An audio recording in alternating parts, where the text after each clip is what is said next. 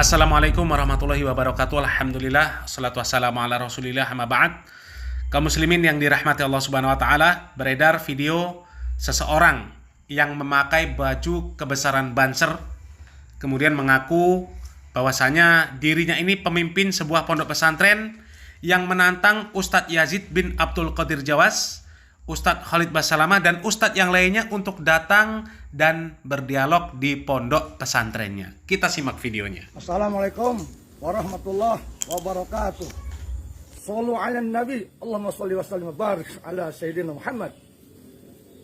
Saya Yusuf Al-Mubarak, pimpinan Ponpes PKN Al-Mubarak, Kampung Pasir Angin, Desa Cinaka, Kecamatan Cinaka, Kabupaten Serang. Saya pendukung pengamal Maulid Nabi, pengamal La ilaha illallah, dan pengamal hari 1, 7, 40 hal. Dan saya pengamal salawat dan berjanji. Dengan ini saya katakan nih khususnya ke Khalid Basalamah, ke Yazid Jawas, dan ke yang lainnya. Saya menantang Anda untuk berdiskusi tentang paham tadi. Ketahuilah oleh Anda, Yazid Jawas, Khalid Basalamah, ya, saya salah satunya penyebar maulidan, berjanji, holan, hari wafat 1, 7, 40, 100, dan sebagainya. Dan saya ahli jarah, saya pendukung jarah. Maka oleh karena itu, Anda kalau memang ulama, datang ke pondok saya, Anda bawa kitab yang banyak, kita diskusi tentang dalil, tentang bid'ah, Kalau Anda menuduh bid'ah, saya pelakunya, dan saya penyebar bid'ah di Banten khususnya. Kita ngadu, diskusi tentang akal, tentang logika juga ya, ngaji dalil akli dan dalil nakli, ya. Buat Yazid Jawas, Khalid Basalamah, ya, dan yang lainnya, yang sejenis dengan Anda lah, paham-paham wahebong, ya. Siap, kita tunggu nih. Datang Anda ke Banten ke pondok saya, kapan aja bawa kitabnya yang banyak. Saya kasihan ke Anda, ya. Ayo kita sama-sama, biar Indonesia ini aman, rakyat Indonesia tidak pusing dibikin puyeng, oke? Untuk kesatuan negara Republik Indonesia. Saya tidak paksa paham Anda untuk ikut saya, tidak.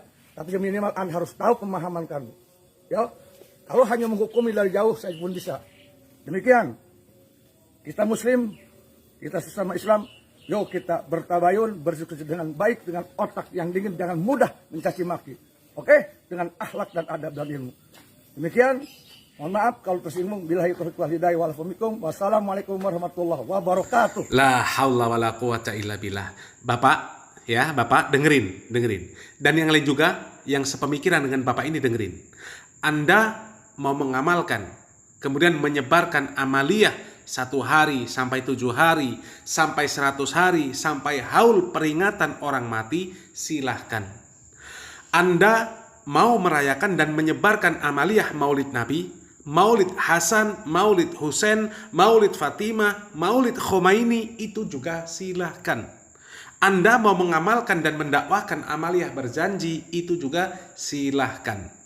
Jangankan perkara-perkara bid'ah, Anda mau melakukan kesyirikan dan jelas-jelas terang-terangan berbuat kesyirikan, berbuat kemaksiatan, jelas-jelas menunjukkan kemaksiatan, itu tidak ada pengaruhnya sama sekali dengan dakwah kami para dai salafi.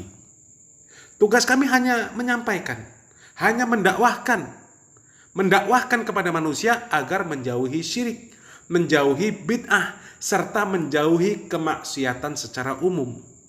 Kemudian mengajak manusia ini untuk berjalan di atas ketaatan kepada Allah Jalla Jalaluh. Dan kami meneruskan dakwah para nabi. Nabi mengatakan, wa iyyakum wa muhdatsatil umur, fa inna kulla muhdatsatin bid'ah wa kulla bid'atin dhalalah. Dan kami tidak sedikit pun memaksa siapapun, ya, catat. Kami tidak memaksa siapapun untuk mengikuti pemahaman kami, mengikuti apa yang kami dakwahkan. Karena para nabi pun seperti itu. Di dalam Al-Quran Allah Subhanahu wa Ta'ala mengatakan, ma'alar rasuli illal balagh. Kewajiban Rasul tidak lain hanyalah menyampaikan. Bahkan Allah Subhanahu wa taala mengatakan la ikraha fiddin. Tidak ada paksaan di dalam agama. Tidak ada sedikit pun paksaan di dalam agama. Tugas kita hanyalah berdakwah. Bahkan Allah Subhanahu wa taala di dalam hadis qudsi mengatakan, ya ibadi law anna awwalakum wa akhirakum wa insakum wa jinnakum kanu ala atqa qalbi rajuli wahidin minkum ma zada dzalika fi mulki syai'a. Wahai hambaku, seandainya orang yang pertama di antara kalian sampai orang yang terakhir dari kalangan manusia, dari kalangan jin, semuanya berada di dalam keadaan paling bertakwa seperti takwanya orang yang paling bertakwa di antara kalian, niscaya hal tersebut tidak akan menambahkan kerajaanku sedikit pun. Ya ibadi lau anna awwalakum wa akhirakum wa insakum wa jinnakum kanu ala afjari qalbi rajuli wahidin minkum ma naqasa dzalik min mulki syai'a. Wahai hambaku, seandainya orang yang pertama di antara kalian sampai orang yang terakhir dari kalangan manusia, dari kalangan jin, semuanya berhati jahat seperti jahatnya salah satu orang di antara kalian yang paling jahat, niscaya hal itu tidak akan mengurangi kerajaanku sedikit pun. Jadi Anda mau seperti apapun, tidak akan ada pengaruhnya dengan dakwah. Kalau mau mengajak diskusi, itu diskusi sudah banyak dilakukan oleh orang-orang yang dianggap berilmu tinggi dari kalangan aswajah maupun salafi. Dan akhirnya orang-orang yang mengaku aswaja, mereka mengakui perkara-perkara ibadah yang mereka lakukan itu adalah sebagian adalah perkara bid'ah. Bahkan bid'ah mungkaroh. Bahkan Kiai Said Agil Siraj ini pernah menyebutkan, menjelaskan bahwasanya amaliyah seperti maulid, tabarruk, tawassul dengan orang yang sudah mati, istighosah, itu semuanya amalan yang berasal dari orang-orang Syiah yang kemudian dilestarikan oleh aswaja. Jadi jelas. Kalau sudah jelas seperti itu, masih mengajak berdialog, apa yang mau didialogkan? Apa yang mau didiskusikan? Paling ujung-ujungnya kalian akan mengatakan, biarlah ini bid'ah. Akan tetapi ini adalah bid'ah hasanah. Hasanah menurut siapa? Setiap orang yang melakukan perkara bid'ah, membuat amaliyah-amaliyah baru di dalam agama Islam ini, tidak ada satupun dari mereka yang menganggap buruk apa yang mereka lakukan. Tidak ada yang menganggap sesat apa yang mereka lakukan. Semuanya menganggap hasanah, menganggap baik. Tidak ada yang menganggap sayyi'ah atau dhalalah. Tapi yang menjadi pertanyaan, ketika Anda menganggap amaliyah baru tersebut sebagai sesuatu yang hasanah, maka itu hasanah ukurannya dari mana? Siapa yang memberikan rekomendasi? Siapa yang memberikan legalitas untuk mengamalkan tersebut? Ukurannya apa untuk dikatakan hasanah? Rasulullah SAW mengatakan semua bid'ah sesat. Anda mengatakan tidak semua. Semoga Allah Subhanahu wa taala memberikan taufik dan hidayah kepada kita semuanya untuk dapat memahamkan kita akan buruknya dan bahayanya perkara bid'ah. Barakallahu fikum. Wassalamualaikum warahmatullahi wabarakatuh. Nabi bersabda SAW, wa iyyakum muhdatsatil umur fa inna kulla muhdatsatin bid'ah wa kulla bid'atin dhalalah. Jadi jauhkan diri kalian dari setiap perkara-perkara yang baru. Karena setiap yang baru adalah bid'ah dan setiap bid'ah adalah sesat. Hadis ini sahih riwayat Abu Dawud, Tirmidzi, Ahmad, Ibnu Majah. Jadi setiap yang baru adalah bid'ah, setiap bid'ah sesat. Nabi yang mengatakan demikian sallallahu alaihi wasallam. Dan ketika orang mengamalkan perbuatan bid'ah itu, maka amalnya diterima atau ditolak? Ditolak. Nabi bersabda, "Man ahdatsa fi amrina hadza ma laysa minhu fa huwa raddun." Barang siapa mengadakan sesuatu yang baru dalam agama kami yang enggak ada contohnya, tertolak. Hadis ini sahih riwayat Bukhari, Muslim dan yang lainnya dari sahabat Aisyah radhiyallahu anha.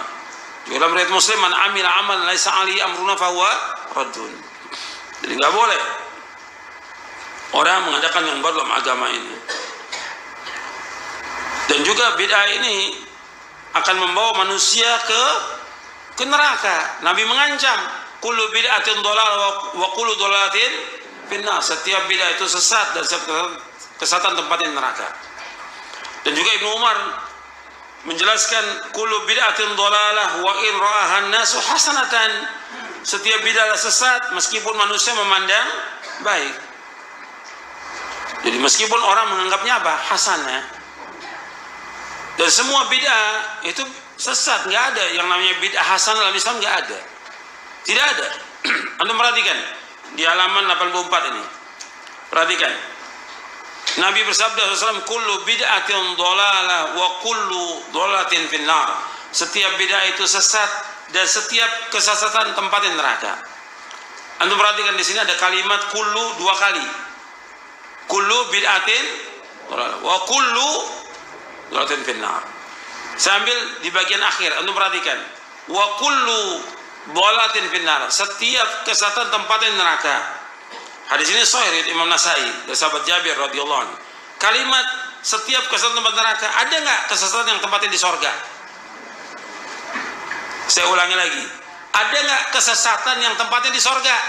Tidak ada. Semua kesesatan tempatnya di mana? Neraka. Ini kalimatnya kullu. Wa kullu dhalalatin finnar. Setiap kesesatan tempatnya neraka. Artinya semua kesesatan tempatnya neraka, nggak di sorga. Semuanya. Sekarang kita kembali lagi yang awal. Kalimatnya apa?